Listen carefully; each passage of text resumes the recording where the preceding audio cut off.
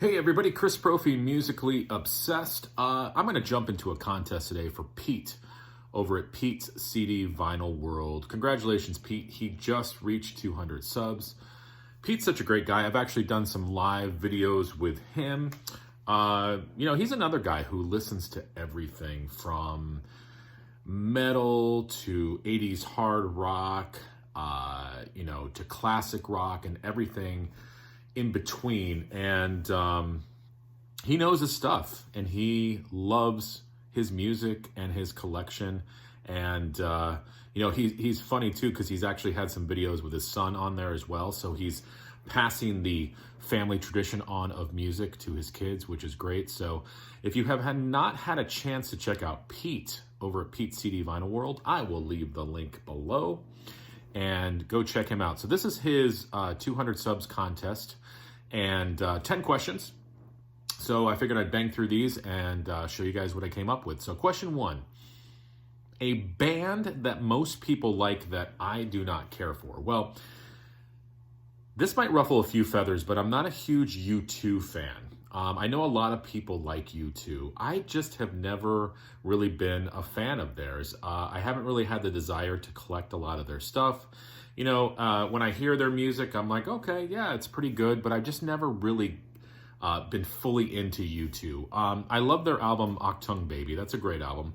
I like some stuff on Zooropa, especially because Johnny Cash sings on that album. He does the song Wanderer on that album.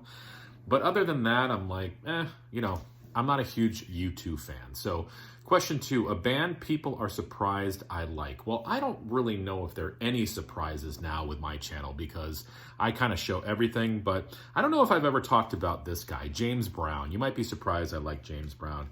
I've got James Brown and the Jungle Groove, James Brown live at the Apollo, James Brown, The Payback. Man, the grooves on this album are killer. James Brown, Hell, really good album. James Brown, the soundtrack from Black Caesar. James Brown, Reality. The CD is actually hard to find. Some more kick-ass grooves on here. James Brown, Sex Machine. And James Brown, Gravity. Oh, yeah.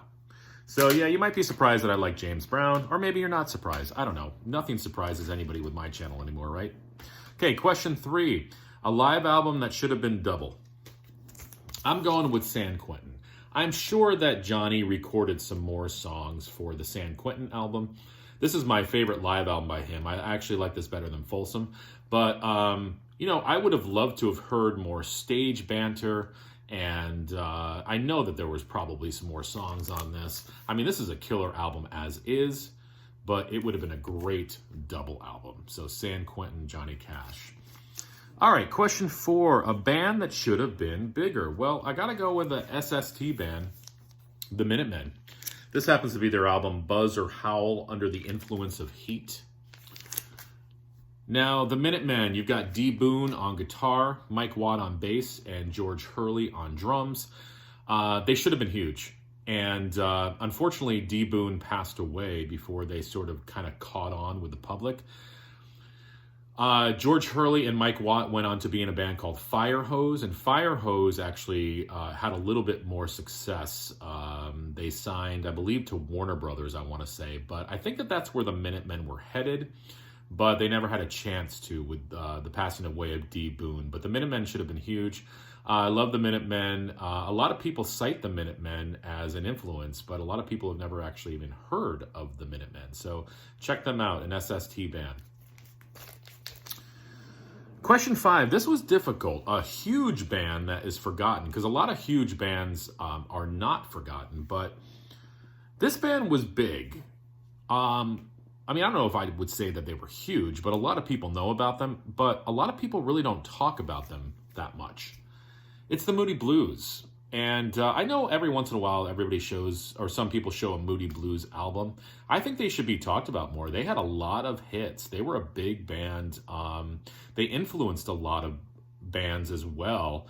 But they're really sort of forgotten. A lot of people really don't talk about them anymore. And then when you mention the Moody Blues, they're like, oh yeah, I remember the Moody Blues. This is my favorite album by them, A Question of Balance. I also love On the Threshold of a Dream. But yeah, these guys need to get some more love. And I know people like the Moody Blues. I just don't think that they're mentioned that often. All right, question 6. A live DVD. Well, this is a killer live DVD. This is Blaze Bayley live in France. Who's Blaze Bayley? Well, Blaze Bayley took over for Bruce Dickinson and Iron Maiden when he left. He did 2 albums with them, The X Factor and Virtual 11, and then went on to make some killer solo albums. I actually just pre-ordered his new studio album that he's coming out with in April of this year. Blaze Bayley. Now, if you gave up on Blaze because you didn't like his Iron Maiden stuff, listen to his solo records. They are kick-ass. So Blaze Bayley, I've said it before, he's not the best of singers, but he brings passion to his vocals and a lot of emotion in his vocals. And you could just tell that he means what he's singing. That's what I like about Blaze. He's an honest guy, honest singer. So Blaze Bayley. I'm just going through these quickly. It must be the coffee. Question 7, an album with a guitar on the cover. I got to thank Aaron Mutha Alamer. He sent me this. Nick Oliveri. This is his album, Death Acoustic, and you can see the guitar on there. I had no idea who this guy was. I know Aaron had talked about this album. He wanted to definitely share it with me. Doing my research, saw that he was a former member of the band Caius, and then also he was in Queens of the Stone Age. This is a really cool album, and I think Aaron was thinking of me because I play acoustic guitar, and sometimes I try to do heavy metal songs on the acoustic guitar, and not so great. But, you know, this is a great album. There's some self-written songs on here. He does a version of the Misfits' Hybrid Moments on here, and just really good stuff. It's funny though, because there's some like acoustic numbers on here with like death metal growls, so it's sort of an interesting comparison with those two genres. But really good stuff. Nick Oliveri. Ooh, this question. This next one's gonna ruffle some feathers. An overrated album. I'm sorry guys, I have to say it. Pink Floyd's Dark Side of the Moon. I know, I'm going to catch heat because of this. I just feel it's a little overrated. Now, I love Pink Floyd. I'm a huge Pink Floyd fan, and I really like Dark Side of the Moon as well. I just feel that a lot of people think it's their best album, and in my opinion, it is not. I like early Pink Floyd, and if we're going to go later Pink Floyd, I really feel like Animals and Wish You Were Here are better than Dark Side of the Moon. Is the production amazing? Yes. Is the songwriting amazing? Yes. Does it take you on a journey? Yes. Is it an audiophile's wet dream? Yes. But I think it's a little overrated. And again, this is nothing against Pink Floyd because I love Pink Floyd. And I really like the album. I just think it's a little overrated. Hopefully I don't lose some subscribers with that one. All right, number 9, favorite bootleg. Well, I've been gathering some bootlegs. I don't have a lot, but this is my favorite, and I got to show this band almost every video, right? Black Flag. This is a bootleg called Demos 1982. And what is this? These are the demos that were originally going to be the album My War. And what's cool about this is you've got the band Chuck Dukowski on bass, Chuck Biscuits on drums, and Des Cadena on vocals, and of course Greg Ginn on guitar. Or did I say Des Cadena vocals? Des Cadena guitar, Greg Ginn guitar, and Henry Rollins vocals. This is, you know, reading about Black Flag and looking at the history of Black Flag, a lot of people kind of wish that My War was recorded with this band. Some people feel like it would have been a better album.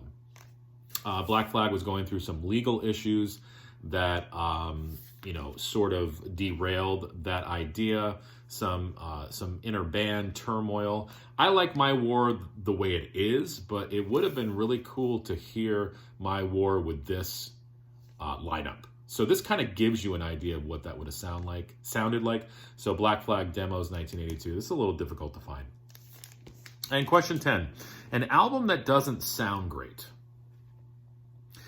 This one came to mind. I bought this. This is one of the first albums I bought when I first started collecting vinyl again. Blue Oyster Cult. This is a reissue of Some Enchanted Evening. I just don't think it sounds that good. I don't know what it is. I believe this was a Record Store Day release, and it's on blue vinyl. And I don't know. I don't think the colored vinyl is what is creating the sound issue. It just doesn't sound that full and beefy to me, like a live album should. So I don't know. I've never listened to like an original pressing of it, so maybe you Blue Oyster Cult fans out there can let me know.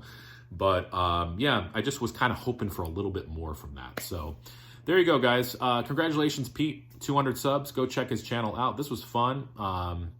And I can't wait to read the comments. All right, guys. Enjoy your Saturday.